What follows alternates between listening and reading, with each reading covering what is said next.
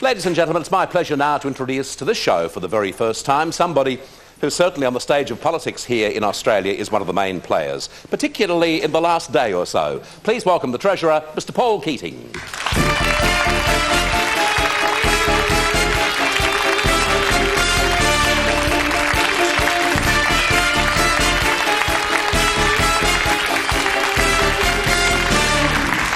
Welcome.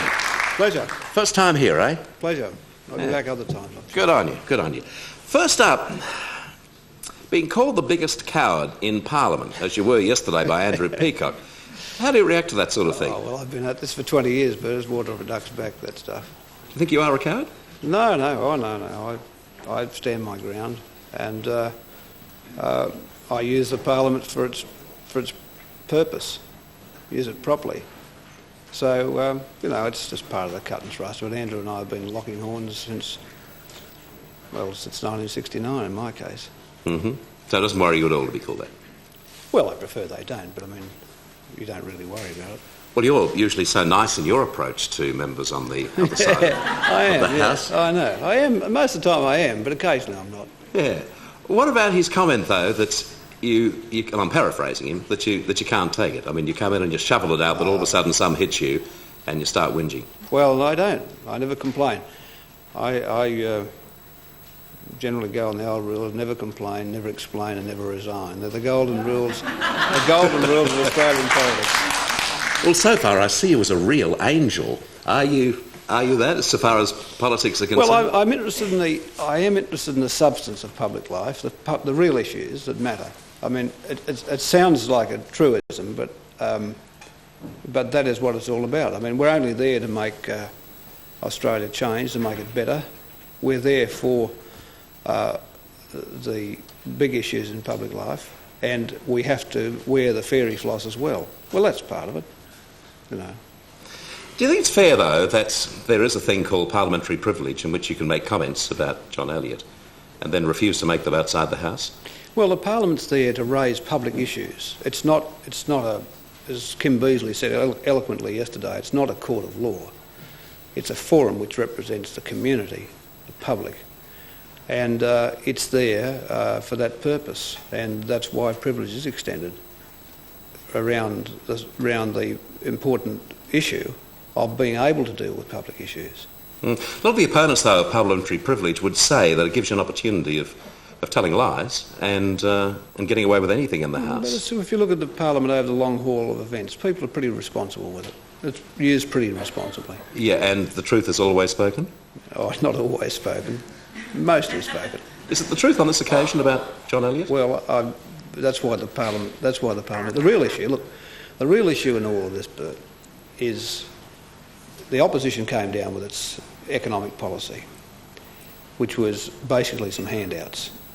But now, a week or two after the event, we're starting to see what it really means. And the real issue is, why does the Liberal Party of Australia believe it can confer benefits of tens of billions, not just $1 billion or $500 million or 200 million, but tens of billions on 1% of the tax-paying population by removing the capital gains tax? That is, all the benefits stored up in the stock market boom since 1985, in the property boom since 1985, which are all contingent liabilities and tax to the Commonwealth when they are sold. That will be all undone and handed back by a Liberal National Party government. So why should the other 99% of the tax-paying population confer upon 1% tens of billions of dollars? That's the real issue. Why have they persisted in this proposal to abolish the capital gains tax, a good, fair piece of tax law? Let me use television privilege.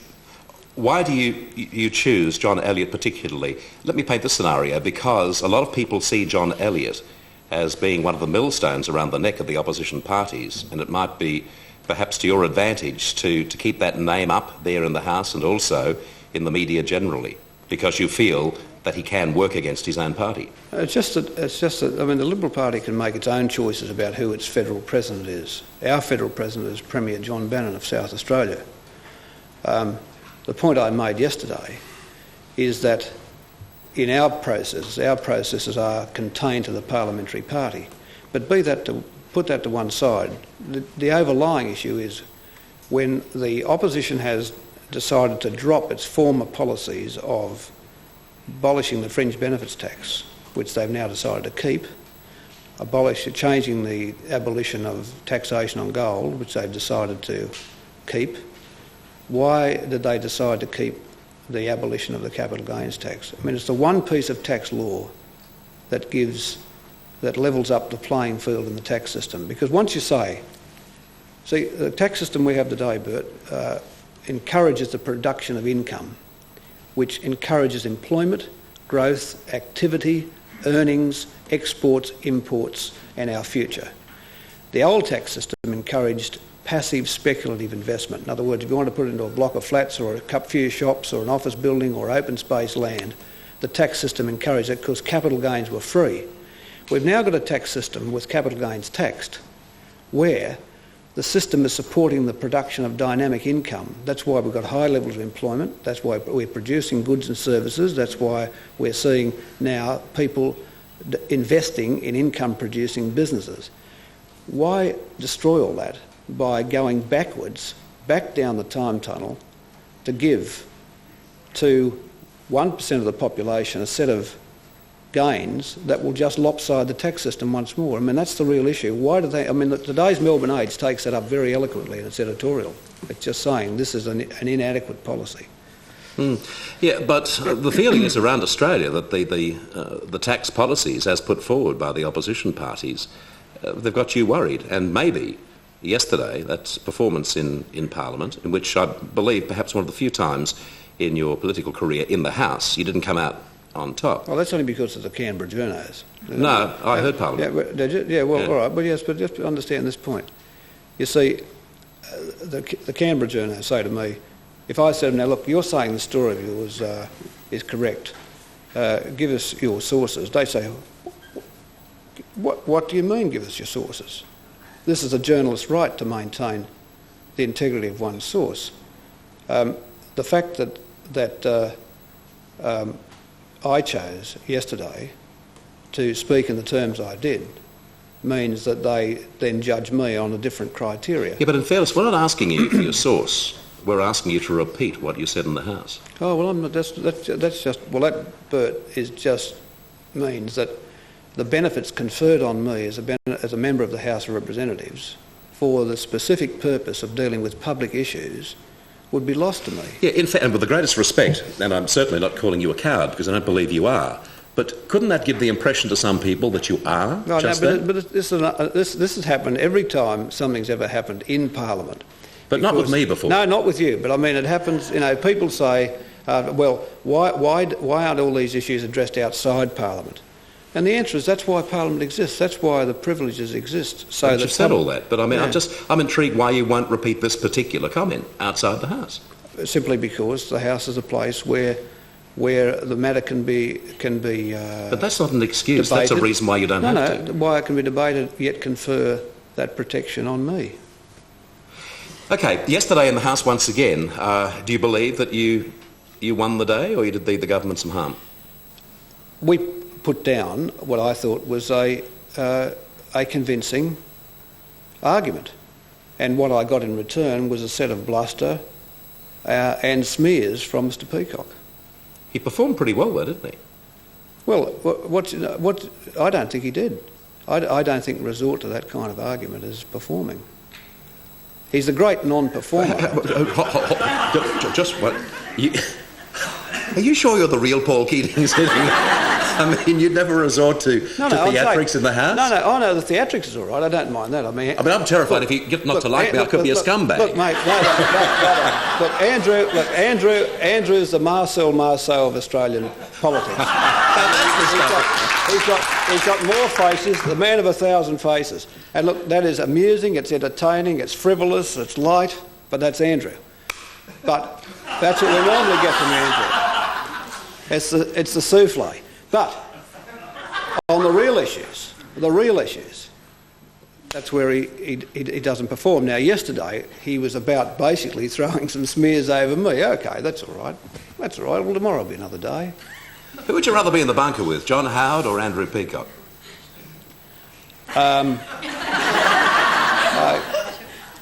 In a funny sort of way, I think Andrew. Why? I think he'd be more likely to stick in a crunch. If we applied the trench test to him, I think he'd pass it better. What's the trench test again? Well, if you know, who would you rather be in the trench with? Yeah. You know, if they're coming at you, who would you rather have there? I think probably. I'll throw an extra on. Put it this way: you wouldn't have Andrew in the trench for an intellectual conversation, but you'd have him there for light entertainment, amusement, and he'd stick with you. What about Wilson Tuckey? Oh well, you'd throw him out of the trench. You'd let him have him. You'd jettison him, mate. Mr. Keating, another scenario for you, because I know you like them very much. Yeah. Labor at the moment. Labor so far is not doing all that well in the polls, and if that continues, and you've got to go to an election, and one would assume it's got to be around about between March and May of next year, right? If you don't win that election, it might be perhaps for you personally the best news in the world, because it may be the easiest way for you to eventually get the Prime Ministership. Oh, I don't think so. Look, this is the most serious government Australia's had in the post-war years. This is the one government which has changed the nature and structure of Australia.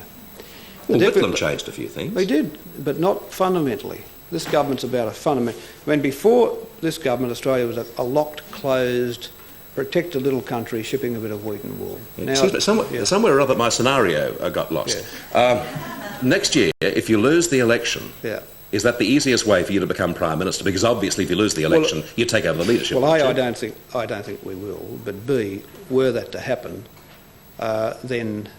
we'd have to decide, you know, who became leader of the opposition and what have you. Now, that's an option for me. Whether I would take it up's another thing. I might join you in the silk department. What, you're thinking of perhaps leaving politics? Oh no, but it's always an option. I mean, if the public say to you they don't need your services anymore, you generally. Probably wise in taking the cue. But they're saying that to a governor. Now, you've said this before, and you got yourself into a lot of hot water because I think even the Prime Minister said to you, you know, you just can't stand there and suggest, well, if I don't get the leadership, I'll move out. Well, I'm not saying that. I mean, you said pretty close to it. I mean, I wouldn't mind the leadership in government. Whether in fact I would like it in opposition would be a matter I would think about if that happened. But as I said to you, I don't think it's going to happen. Yeah, could I ask you, hypothetically, if the Prime Minister was hit by a brewery truck, we'll make it a brewery truck, where would you go? The hospital to visit him or to the caucus? No, I mean, Bob and I are friends. I mean, one of the things that keeps our government together is we are friends, and we do stick in the crunches. We've had our tiffs, but basically a year ago there's a reasonably good one, wasn't there? But we're basically pals, and we believe we're there for the interests of this country, and we see the fortunes of the government as being important in that. So basically, I'd be at the hospital. I wouldn't be at the caucus. Do you sometimes see Bob Hawke as a silly old bugger? No, I think he's an awfully decent chap. Good Prime Minister? I think certainly the best in the post-war. The most serious Prime Minister in the post-war years. Longevity? Easily the most serious. The one most prepared to take up the hard ingrained issues which everyone else wanted to forget about. Probably the best informed.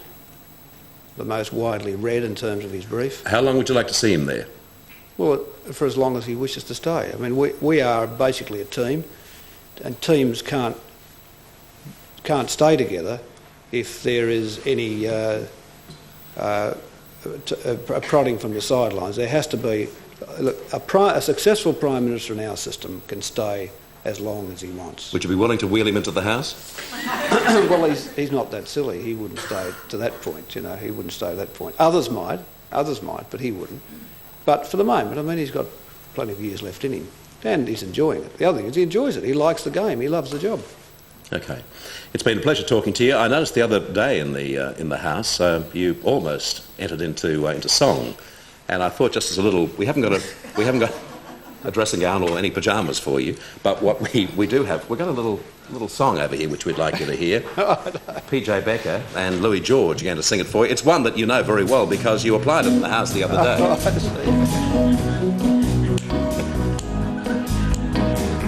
Don't know much about history, don't know much biology, don't know much about science book, don't know much about the French I took, but I do know that I love you. That's cool.